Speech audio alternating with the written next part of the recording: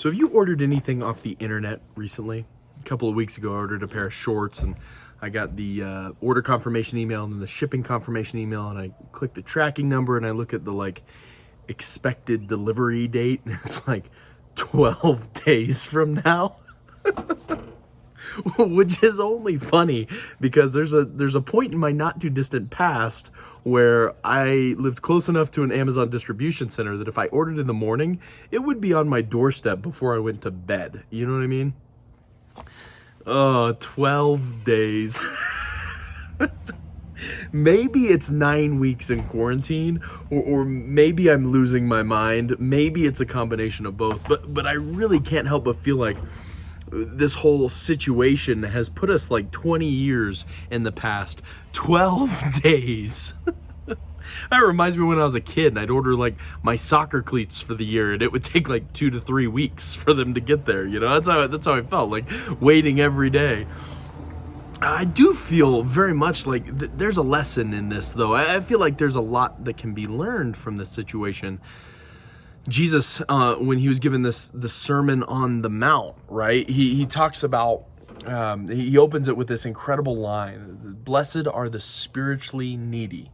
That these people are blessed because the kingdom of heaven belongs to them.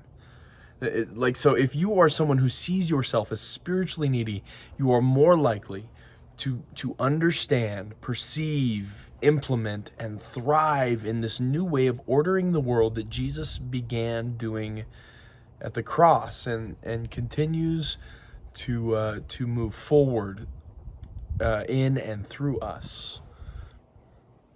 The problem is that we're 21st century Americans, and we very rarely need anything. We're quite satisfied physically, right? You need anything from anywhere in the world, Amazon is on your doorstep in 2 days or less sometimes. You hungry but you don't want to cook and you can't be bothered to go pick it up? DoorDash, it'll be there in 45 minutes. You want to watch a Disney movie? Anyone ever?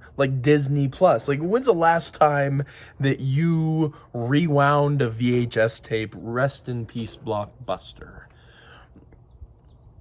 See, the thing about being physically needy is that your spirit, your soul, and your physical body are unbelievably connected. See, everything is spiritual. So if you are physically in a place where you are satisfied, or you have what you need, or you think that you are good, you're more likely to be deceived that you don't need anything spiritually.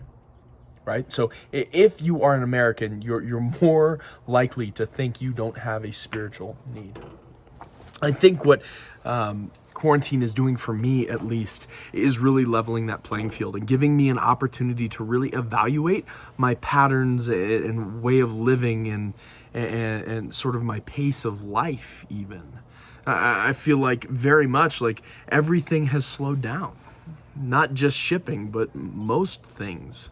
I can't go out and buy and consume. I can't satisfy any sort of urges anywhere else but Jesus. How about you? What are you learning during quarantine? How do you feel about the pace of life? I would encourage you. I hope if anything that over the next week or so, you sit down with your family and do a full debrief of the last 9 weeks. Talk about the things that were really, really hard. Grieve together the things you've lost. Talk about the things you've learned or that God is teaching you, ways he's leading you. Talk about the things that were good, and most importantly, talk about the things that you want to change in the new normal. I'm not really a let's reclaim the glory days kind of guy. I love when the prophet talks about, speaks for God, and he says, can you not see it? Do you not perceive it? I'm doing something new. Let's create a new future. What does that look like for you and your family? Is there room for a day where nobody's on their phones? Is there room for actually cooking a meal and sitting down and eating it together? Is there room for a literal 24-hour time period where nobody does any work? Is there room for some more family board games or card games? Is there room for hikes? What are the things you want to take with you when we go to our new normal? What are the ways that God's leading you? Because I'd almost guarantee when you start to ask that question is exactly the moment you'll start to follow Jesus a little bit deeper here in the next couple of weeks.